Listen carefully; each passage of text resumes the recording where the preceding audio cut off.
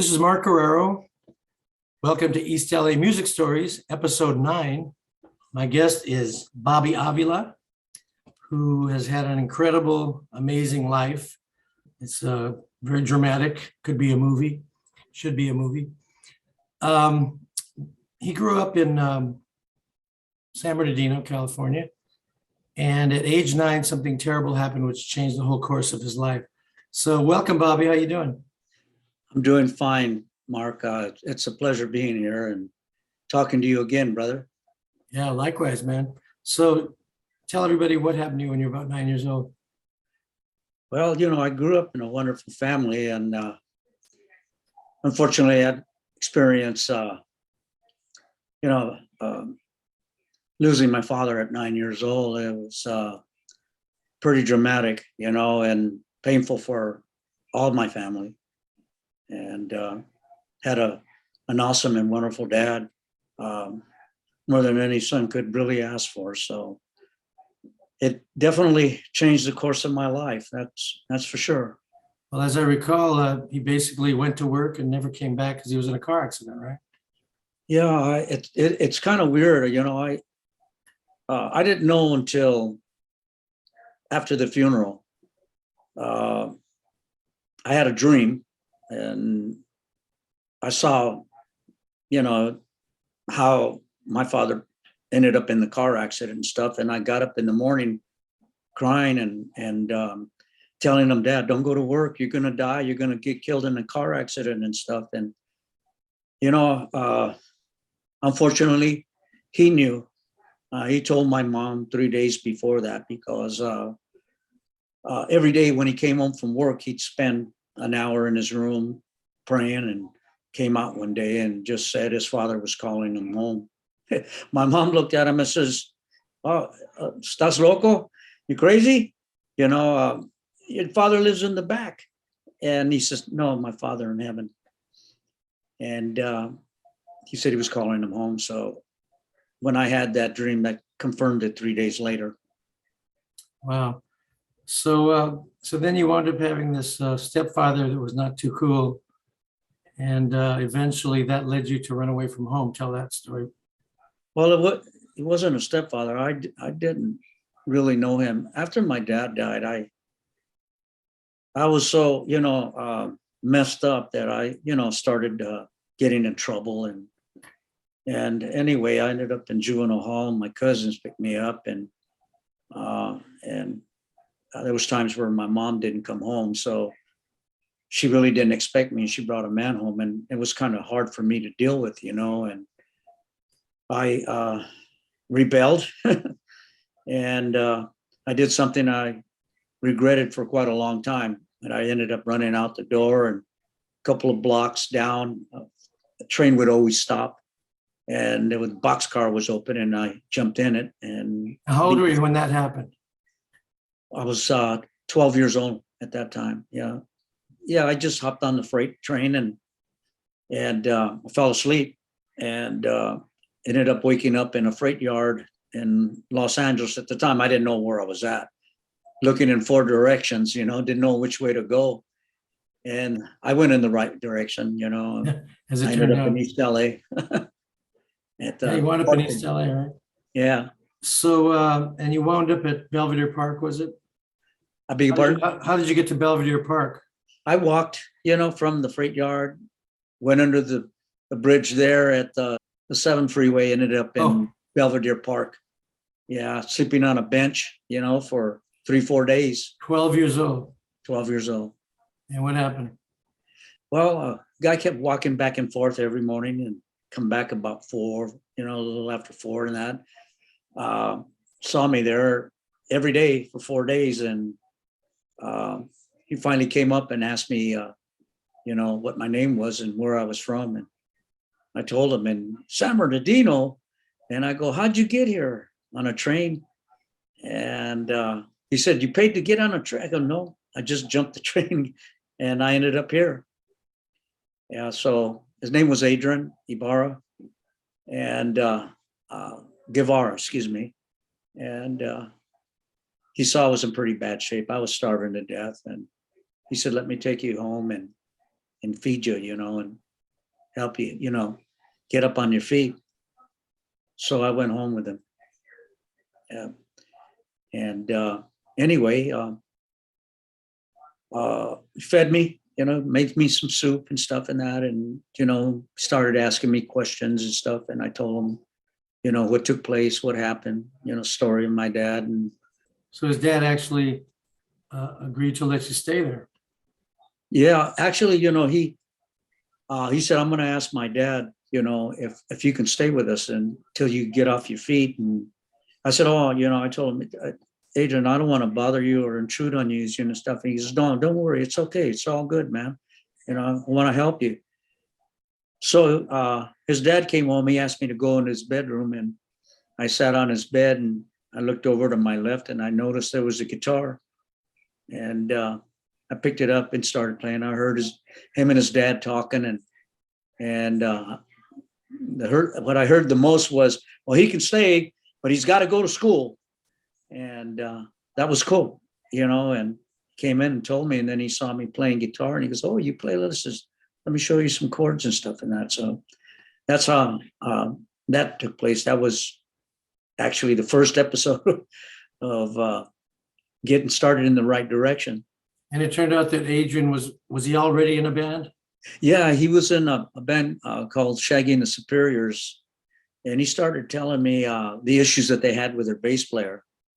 And, he asked me, if things work out, hey, I'll teach you how to play bass and maybe you can replace our bass player because he's got too many troubles and problems, So I said, I don't know how to play bass, but I'll give it a try. How long did it take before you were actually in the band, would you say? Well, actually 2.5, 3 weeks. Wow. Yeah, I learned all the music and stuff, but and they were presently auditioning for Garfield, the sports night. That was a big deal, sports night. Yeah, it was a big deal for many bands, as I learned later on. And we were so excited. The first time we got it, it was like we were going to play the Roxy or something. It was like, yeah. We're playing the sports night. Yeah. Yeah. And I remember Shaggy and the Superiors, and I saw them play.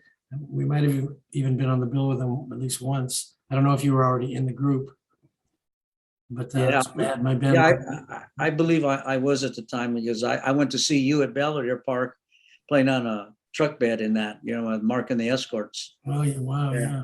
That must have been, what, 64 maybe? Yeah. Wow. Quite a while back. Time has passed us by, bro. I know. So you were going to school and living there, and didn't you wind up homeless again at some point during that time? Yeah,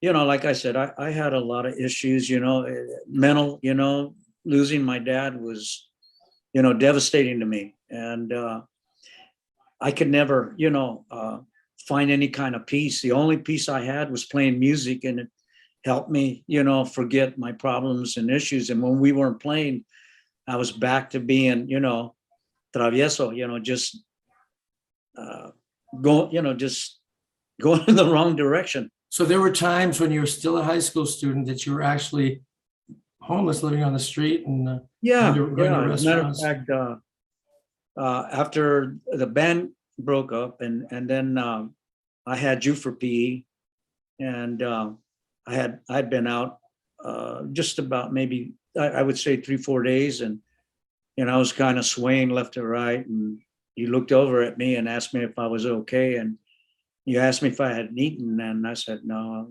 So you took me home and fed me too. So. Oh, you're talking about when I took you to my house? Yeah. Oh, yeah. Now, was that at school at Garfield? Yeah, we were at PE. That was our last class, and we got ready, and you took me home, and I got a good meal. I was able to meet your mom and your dad and stuff and that, it was. My mom was beautiful that way. She was just so, she just loved cooking for people, having people, feeding people. And so when I brought you home, I think she made you like a really great breakfast. Well, she was great. She was like an angel, man, from heaven, man. And what's funny is I had forgotten about that. Yeah. And I didn't see you for another 30 years, who knows, 30, 40 years. Yeah. And you showed up at my gig in Palm Springs when I was working at the outdoor nightclub out there. when was that? Early 2000s? Maybe we were trying to figure it out. Yeah, I believe it was somewhere around, I believe 2008, 9, somewhere around Yeah. there. Because So I you had show already up and written a book trying to get the movie project going. So you showed up and you said, "Hey, I knew you at Garfield and I didn't recognize you." And at the moment I didn't remember. And then you said, you took me home for lunch one time and I went, "Oh, wow, man." And then I remembered, Yeah. and we've been in touch ever since. But the way your story continued is, so you started playing with other bands and you started forming your own bands and you played with some really good musicians. You traveled around the Southwest playing clubs and stuff. Talk about some of those bands. Well, you know, I have to say that I had a lot of great influences, man. I mean, God really put great musicians like yourself out of me, and Little Ray was one of them. You know, when I saw him perform at the assembly time, I said, man, I want to be like that guy. And you know, just seeing him perform helped me so much throughout my career and with my son's careers and stuff and that. But I started forming my own bands. I started a group in El Monte, Organized Confusion. And actually, Shaggy had just got out of the military and he was our guitar player for a little while. And after that, I had TC and Friends, which another guy that was in the Atlantics sang It's another Billy Cardenas group. Hughes. Yeah. By the way, before we get too far away from the East Side sound, so the Little Ray you're talking about, Little Ray Jimenez, who's still around, great R&B singer, great performer. And so you saw a lot of the East LA groups, and we were talking the other day, and you said you saw my band play at the Huntington Park Ballroom. Yeah. Yeah, I think we played there once or twice. But you saw a lot of the East LA groups, like Ronnie and the Casuals. Yeah, man, it was, you know, when I look back at the times during the 64th and 69 and that, and East LA had so many great groups. And I just loved the way it went along. I don't think any other state or city had groups like East LA had. You know, I mean, we had the Roger Young, the CYO, the Paramount Ballroom, Kennedy Hall, and you were able to see all these different groups, you know, and we'd jump from one, you know, gig, you know, to the next, you know, one night, 4 gigs a night. Can you name some of the bands that you saw at the time that you liked? Oh yeah, it's Cannibal and the Headhunters, El Chicano, the Midnighters, the Solis Brothers became Mark and the Escorts. El Chicano at the time was the VIPs, though. The VIPs, excuse me. Yeah, the VIPs. Ambertones, Counts, or something. Yeah, and the Blendells and Farm. Yeah, just a whole lot of great groups. You know that were the Emeralds. You know, there was another great group, and Exotics, Ambertones, and you know, I had an opportunity to play with on that same gig with many of those groups, and with Shaggy mainly at the time. Yeah, and yeah, you know, I got to be good friends with Little Ray. You know, I'd go home with him and hang out with him, and it was wonderful. Met his family too. He was our Michael Jackson, man. You know, I went with him down to Motown, and you know, Michael, Berry Gordy had just signed the Jacksons, and you know, Michael took his look. You know, took his black slacks and white socks and jazz shoes and stuff. But one thing that was incredible about Ray is that he can impersonate, you know, a lot of artists, and he was great at that. He could do like Smokey Robinson or Jackie Wilson or James Brown or Stevie Wonder. Yeah, and I think he was a big inspiration to a lot of groups, you know. And, sure. But for me, in my career, you know, he was definitely, you know, a path and you know, the next level enhanced my life and my career, made a big difference. Right. So those bands you were talking about that you formed, didn't you travel beyond Southern California with those bands? Oh yeah, all over the U.S., you know, and I did a lot of, 3 months out of the year, Vegas, and did a lot of the resorts and stuff like that, all through the nation and stuff and that, and had some great players, that I was real fortunate that also took me to the next levels, James Raymond, and, of course, Crosby, Still, Nash and Young. David Crosby's his dad, and Reggie Boyd, who was another great guitar player and stuff. But I've been real fortunate to have great groups. Of course, James Raymond didn't know he was David Crosby's son until much later.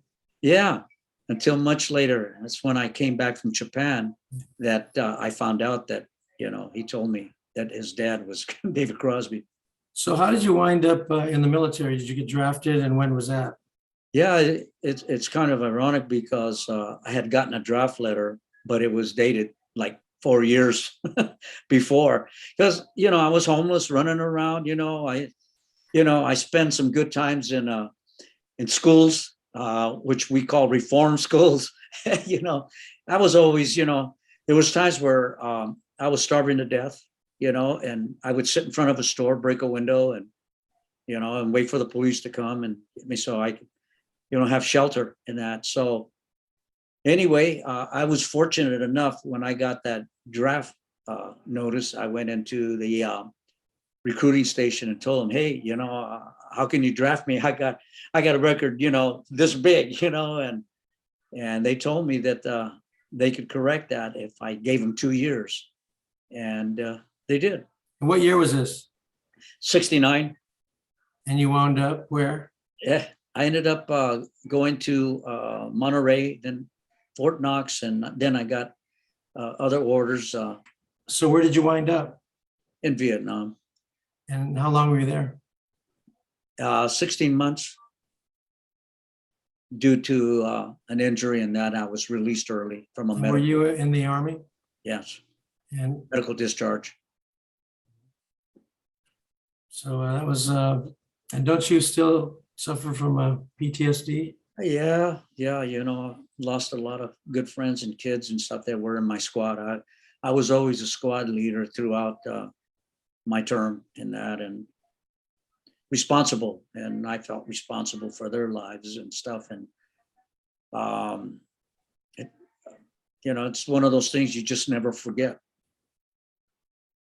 So when you got back from Vietnam, you went back into music, right? Yes. About a year later, I ended up in a church doing gospel music with a group I formed, Second Coming.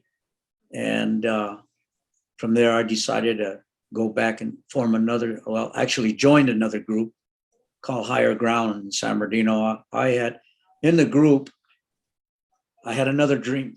My drummer, Pat, dying and that, and I went to talk to him in El Monte, and I invited him to the church and stuff, and he said he didn't do church. So anyway, it was a Wednesday, and I told him, well, if you ever change your mind, I didn't tell him that I had the dream, but come by, we're right there on Garfield and Whittier Boulevard, and he happened to show up. And that's when I decided to form Second Coming, and he was my drummer. And I lost him a year and a half later. And once again, I fell apart. And I ended up back at San Bernardino with my sisters.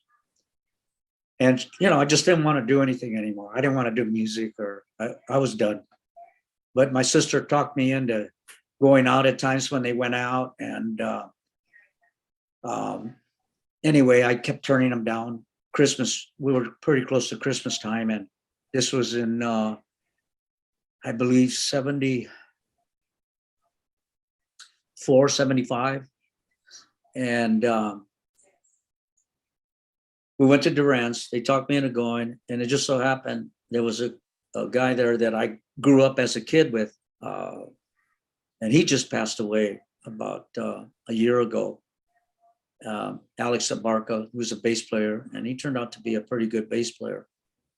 And they needed a keyboard player at the time, and my sister, of course, she opened her mouth and said, "Oh, he's ready to play," and I said, "No, I'm not," and so he introduced me to the band and stuff and that, and anyway, to make a long story short, I ended up joining the band, and I ended up taking over and stuff and that, and they didn't actually didn't know I sang. So, the sax player was singing "Color of My World," and he fell apart, and I came in and finished it up for him, and that's when I became a singer in that, and then I went out to join another group called Squeeze. So what led to the relationship and you having your two kids? Well, after actually in Higher Ground, the guitar players, Johnny, I married a sister, and I had, my first boy and stuff. And, here I was with the group at that time was Tucson. And anyway, during that time, my son was born. And then I got to the point where I was kind of getting burned out, with guys, the alcohol and the drugs and stuff like that. And so I decided to take a break and go back, and I went back to Pico Rivera, got married, and I had my son Ross and that, and I started putting keyboards in front of him, and he started to pound on them, and then he's 2 years old, he's moving his fingers, and it started from there, and at the time I was coaching high school football and as an athletic attendant there, and also a trainer at Monrovia High School. And then you had your second son? If I say, yeah, a year there, almost 2 years later, it was Isaiah. We call him Iz for short, and we started him off on drums and bass and things like that too. And as I used to gig, because I ended up going back to music, I would fly him for wherever I was going or wherever I was playing, and they would sit in on the first set all the time. And they started there at 4 years old. Yeah, so you were kind of like Tiger Woods' dad, starting him out at 3 years old or whatever. Both kids were playing instruments from 2-3 years old. Yeah, they turned out to be great musicians, And so then talk about how, so the next real big step was that when they were like teenagers, they started to really come around, and you wound up getting them some kind of a record deal. And how did all that happen? Yeah, well, at that time, I had the other group after James left, actually left the group to James Raymond. And I decided that, what, I'm going to put all my music time into Ross, because I was playing at the Red Lion in Redding at the time.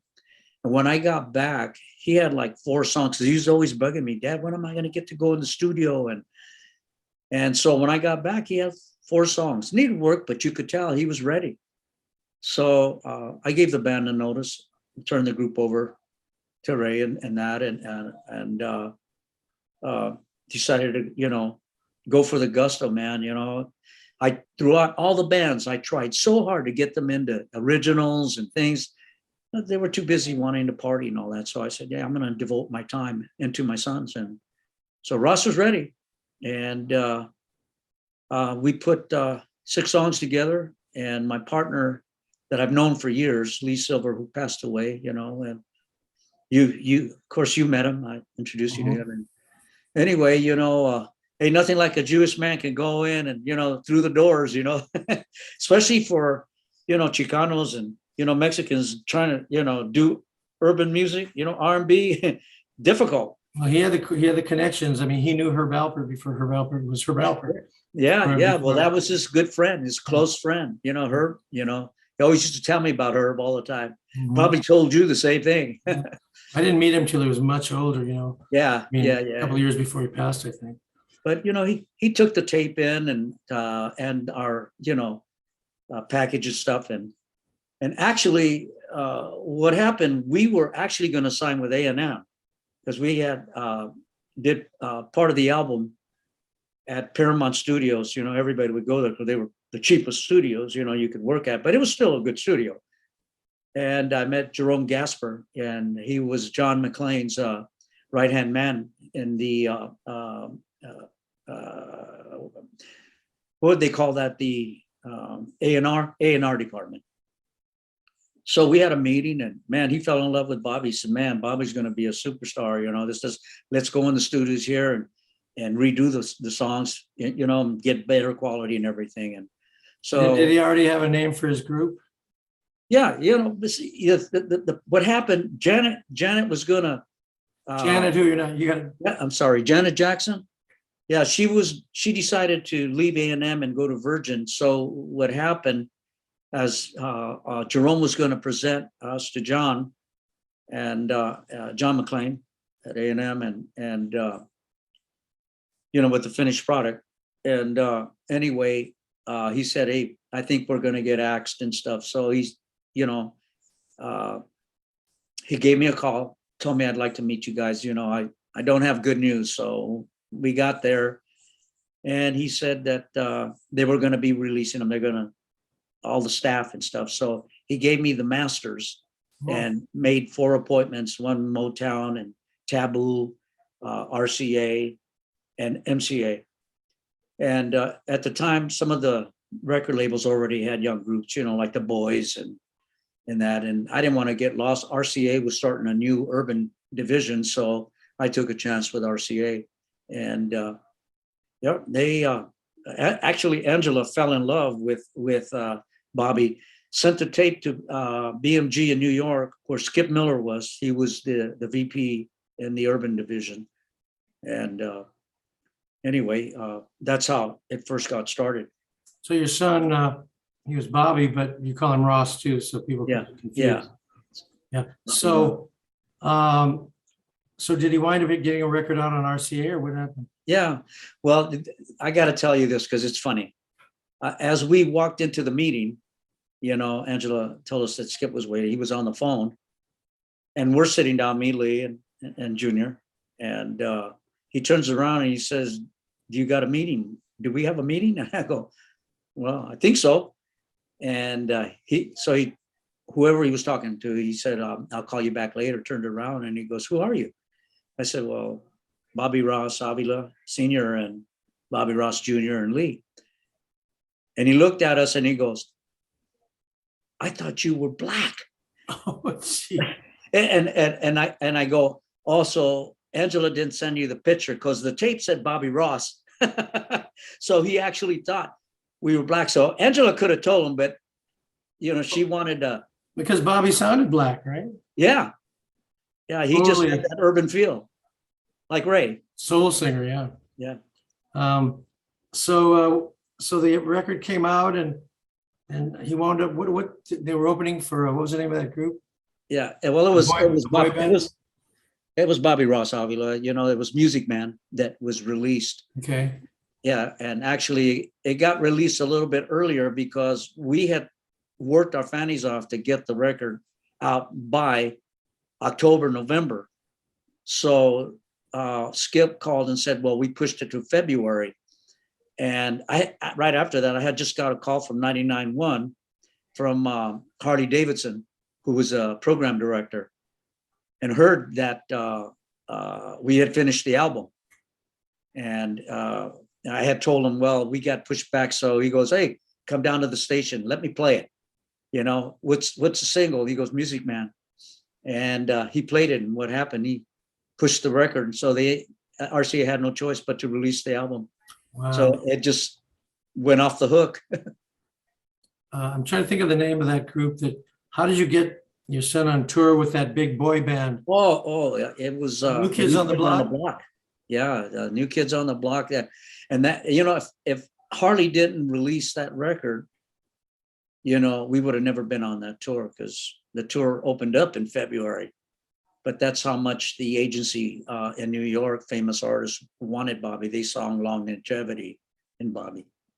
So he went on tour opening for them, and your other son wasn't old enough to be part of it yet, or what was it? Well, he was a choreographer.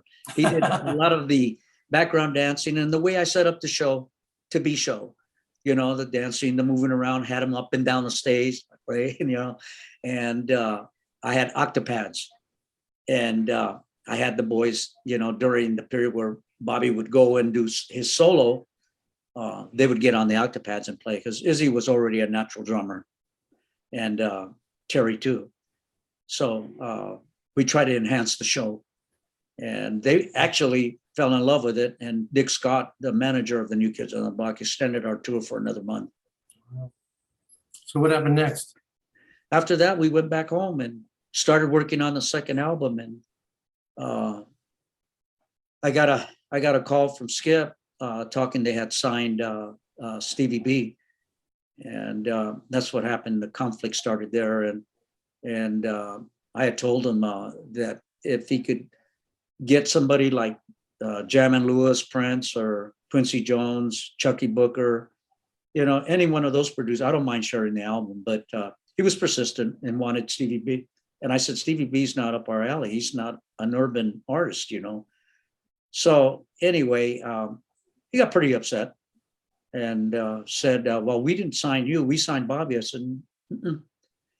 You signed my production company. Bobby signed to me. So things that I learned through history, that a lot of the artists like Richie Valens and Little Richard and Chuck Berry and, on it, the stories go on and on, got ripped. So I studied publishing and writing and stuff and that, and how you deal with record labels. And plus I had a great partner who taught me the music business too. So I told Lee that I think we're going to get, axed, or, I said, let's start looking for another label. And this is very interesting because, I call 5 labels, and they all wanted to sign Bobby if we can get out of the deal. So what happens, after I got out of the deal, which didn't take long, it took 4 weeks. And then I ended up calling all the labels, and they all said couldn't do it. They're too busy. They got, so I was getting blackballed. And did you own those masters already? Yeah, no. RCA owned the masters for music. And it was 50-50. No, for the new stuff you were doing. Oh, no, they didn't own it. Yeah. I ended up forming my own label. And since I found out I was getting blackballed, actually, I got a call from John out of Capitol Records, who told me that I was getting blackballed. But he said, you know what, the radio stations love you.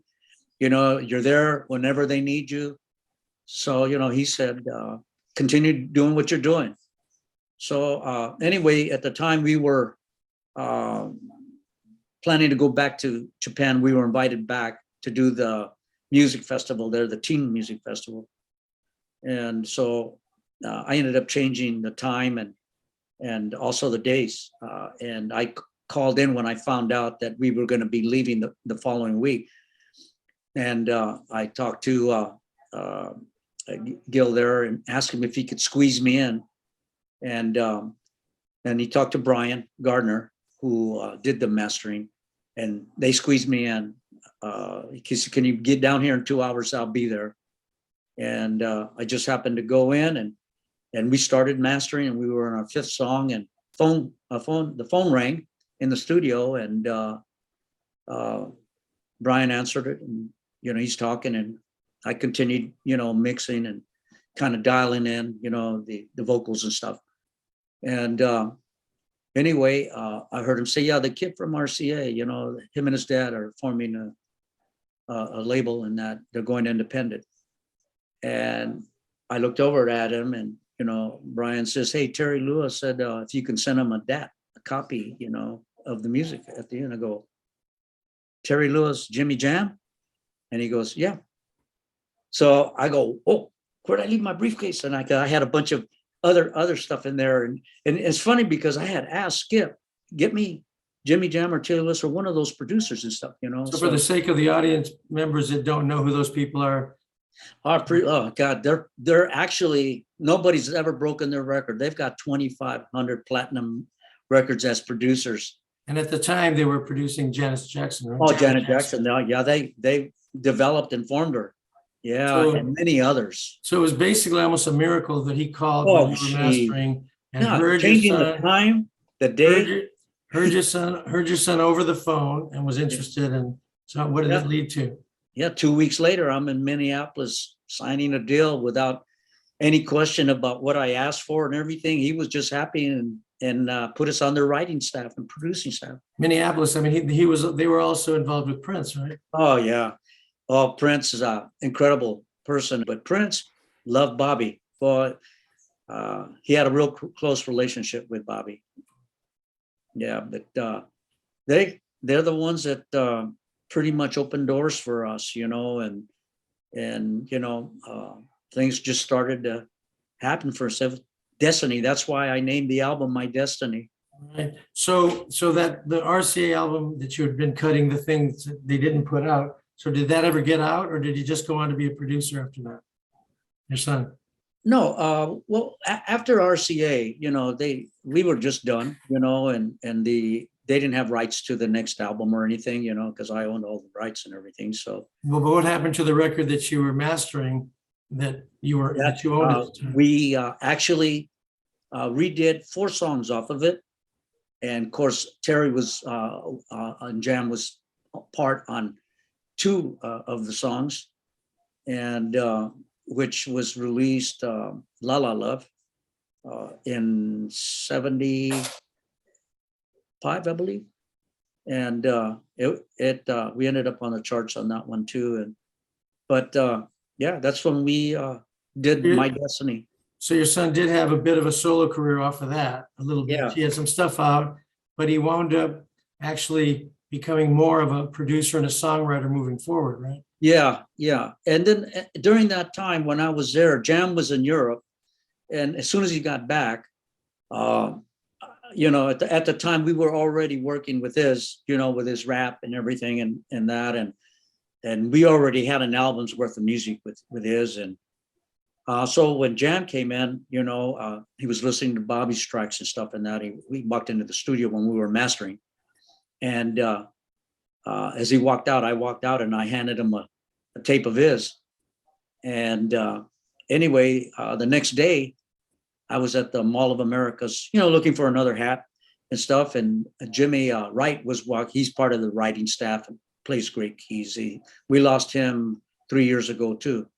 But anyway, he said, "Hey, Jam's been trying to get a hold of you, and I go, "Really?" So I called into the studio and anyway, I told him that I heard Jam was trying to get a hold of me, and so he said he just walked in, and I handed the phone. He says, "I got to see you. Come on in." So I went back to the studio, and he says, "I want to sign his," and he loved rap. So is your second son, and he was more into rap then, right? Yeah, he was into more rap. But he was also a great drummer. Oh yeah, great drummer. He ended up playing, for a couple of years with Marcy Grey, and actually. What's that new group today? Well, he's not the something. God, I can't think of the name right now. But he went on tour with him too, and he was actually opening up for Marcy Grey, and I can't think of his name right now at the moment. How did his rap career go with his recordings? Oh, his single was released first, called "Is He Real," and it's on YouTube and it turned out very well. So. Your son, Bobby Ross, wound up working a lot with Usher, right? Well, actually, that has a lot to do with because ended up being such a great DJ. And after leaving Macy, Bobby got signed with Warner Brothers, and he came and left to help Bobby with his new album, Audiography, which really never got released because he signed a bad deal. Rap came in, hip hop, came in very strong, and Terry and Jimmy thought it was going to be just a phase, but well, you can see it's still here today, and it is dominating most of the music era. Mm-hmm. But so Bobby and Iz came back into the picture with Jam and Lewis and saved them, and it started with Chaka Khan and Mary J. Blige, and they produced. That's where the first Grammy came from. And they did Funk This. And did your sons win it together as producers? Yes.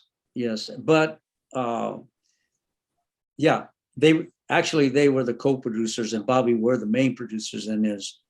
But Iz is the one that really formed the foundation of just basically all the artists after that.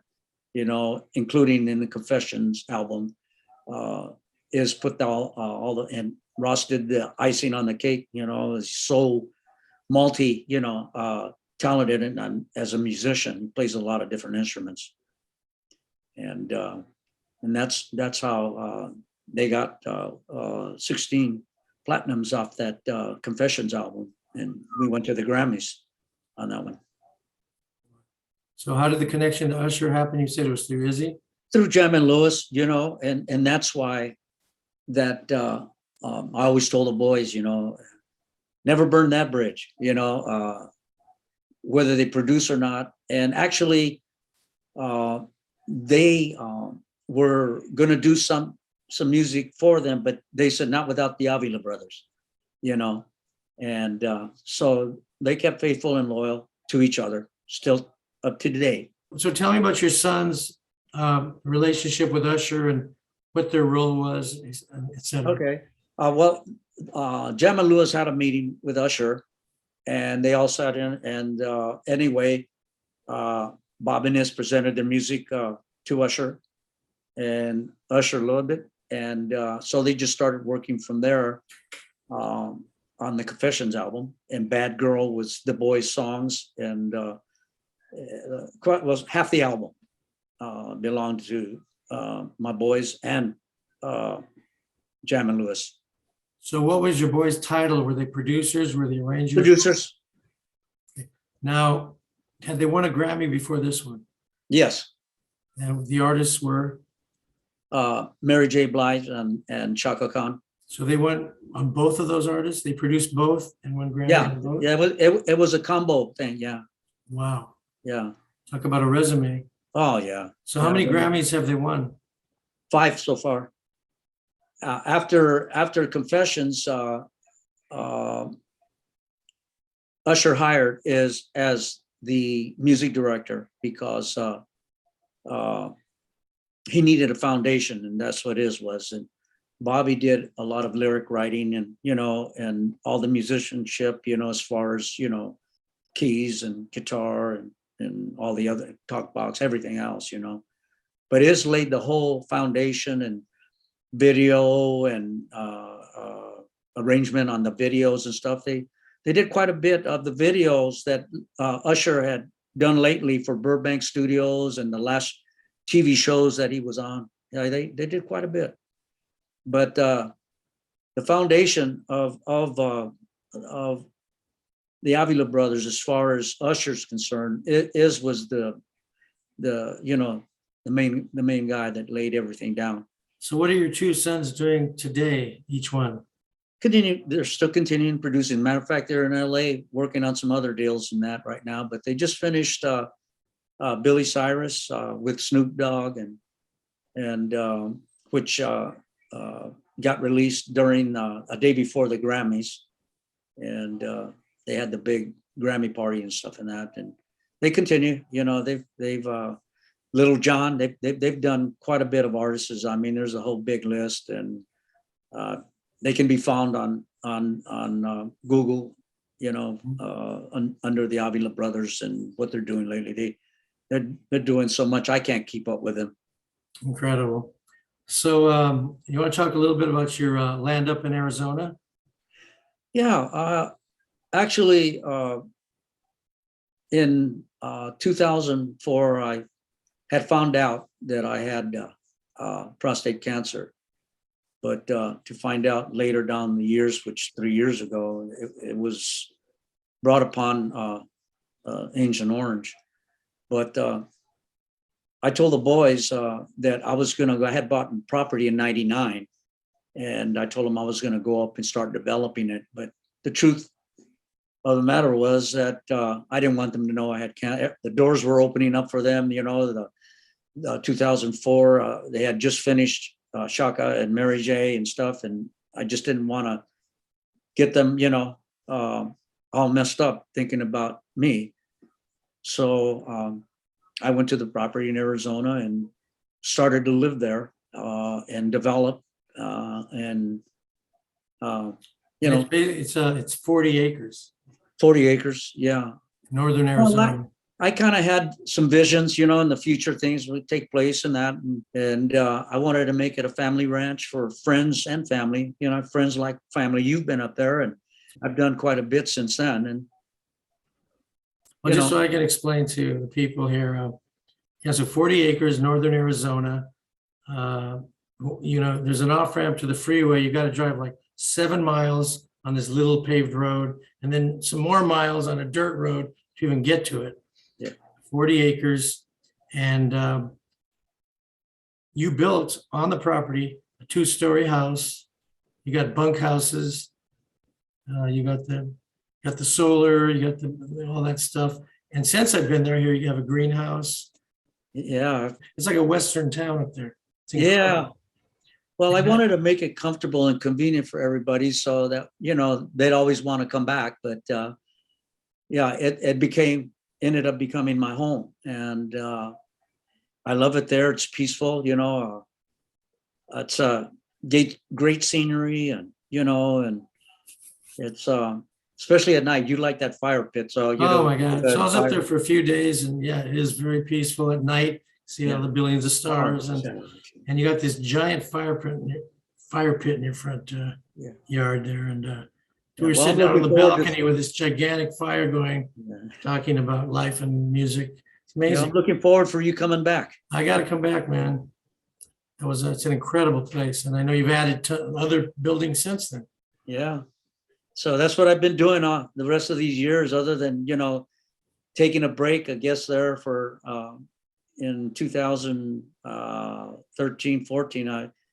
You know, as you know, another avenue opened up for me for 4 years, and I was called back into the entertainment thing to, you know, do interviews and stuff and symposiums, and you were there and got to see you again and invited you to some of the places, and then you invited me to the you know, Grammy Museum, and where you showed a video of the East L.A. groups and stuff and that. And your Well, dad it was actually I don't know who screened it, but it was a screening of the Chicano rock documentary, I believe.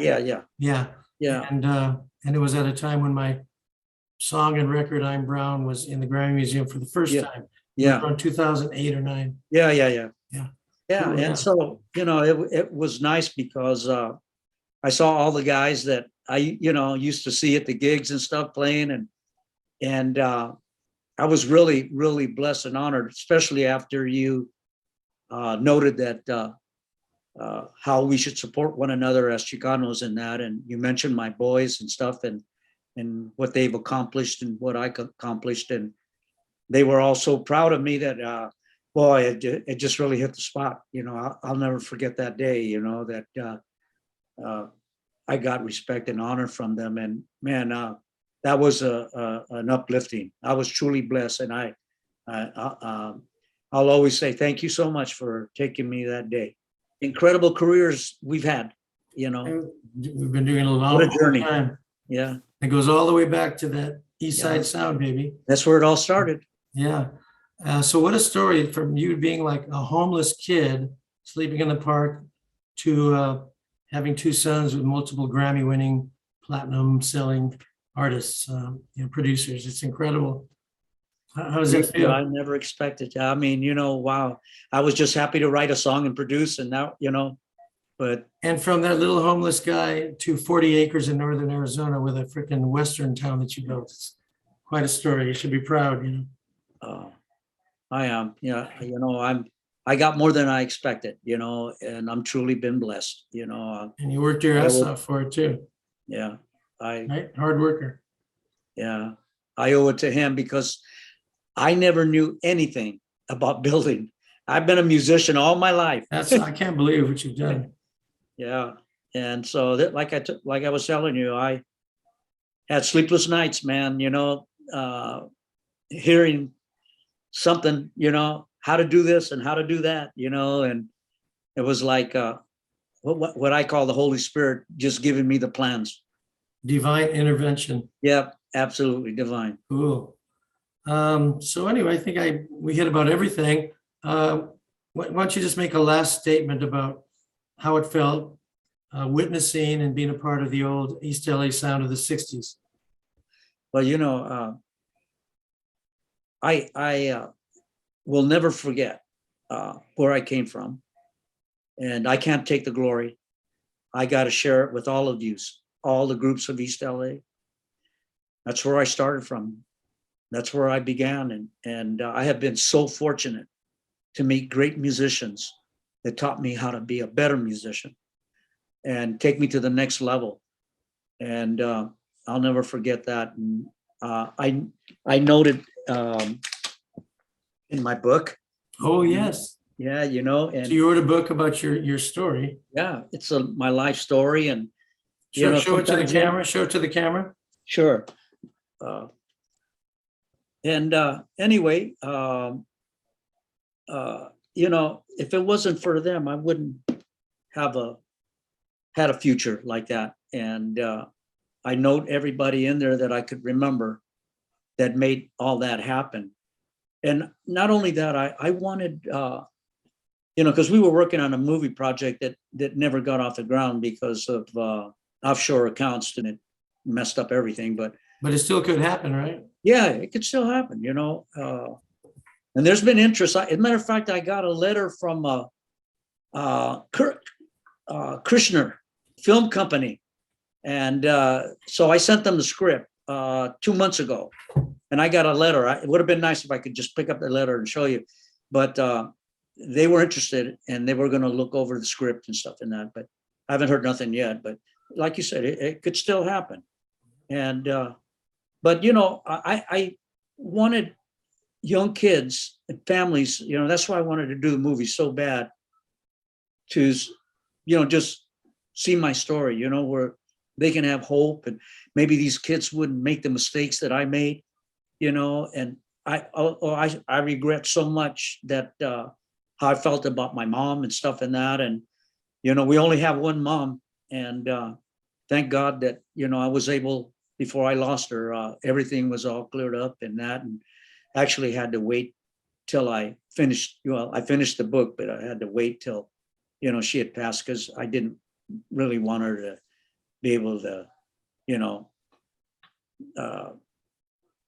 read what I wrote, you know. But I wanted to tell the truth and my experiences and that, and hopefully that it would reach a family, and that they would stick by their kids and, you know, develop a path for them, a direction, whatever they love, you know. And that's was one of the big reasons why I wrote the book too.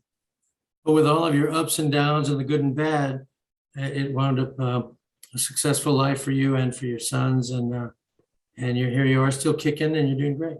Yeah. It was an incredible journey for me, you know, when I look back. And sometimes at the property, you know, I got over a 300-foot tree, and sometimes just before it gets dark in the evenings, I get a nice little breeze, and, you know, and I'm sitting there at the edge of bunkhouse 2, looking up at the tree and seeing it wave back and forth, and just thinking, you know, I just kind of reminisce from day one in the park, you know, sleeping on a bench, and all the people. That video keeps coming back in my mind, you know, and reminds me that how lucky I was throughout my life and my journey. And still, I'm here with you. There you go, man. Well, thanks for doing the show, man. I really appreciate it. It's been a pleasure, Mark. You know, it always a pleasure to see you. You know, we have lost some good friends lately, you know, and we're fortunate, you know, to have another day of life. So many of the East Side musicians we were talking about have passed, you know, from all these groups, Yeah, including many of the best ones. Yeah. And, you know, I think there's a lot of people that don't realize, you know, how short life is. Yeah, And young people don't realize how fast it goes. We're Yeah. shocked about it. Yeah. We're sitting back looking like it was just yesterday, but look at us, Yeah. you know. It doesn't seem like that long ago. Yeah. You know, and just to let you know, you look great for your age. Not bad for a geezer, man. Yeah. You neither. You know, hey, we have truly been blessed. Yes, Your man. family, your dad, you know, a lot of incredible things, you know, and then meeting your brother on the Paul Rodriguez's show, you know, as he was a production manager.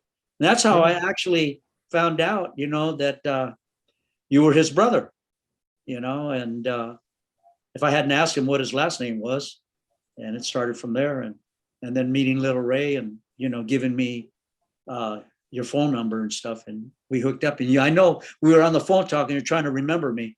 Yeah. But when I walked in, you were playing at, was it Las Casuelas.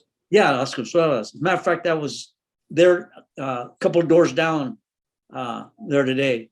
And it reminded me when I walked in and you were playing and you looked at me and you shook your head and you remembered me. But this face never changes. No. We should mention that you're in town right now. You're here in the Coachella Valley. You're staying at a hotel in Palm Springs. That's how we hooked up and made me think, hey, let's do a show. Yeah, absolutely. But we had dinner the other day. We should probably celebrate tonight too, Yeah, absolutely. Should break some bread, as they say. Yeah. So tear some tortillas, Hey, man. Okay. So thanks again, man, and I'll see you in a little while. Okay, brother. Well, we'll see you tonight. Thank you.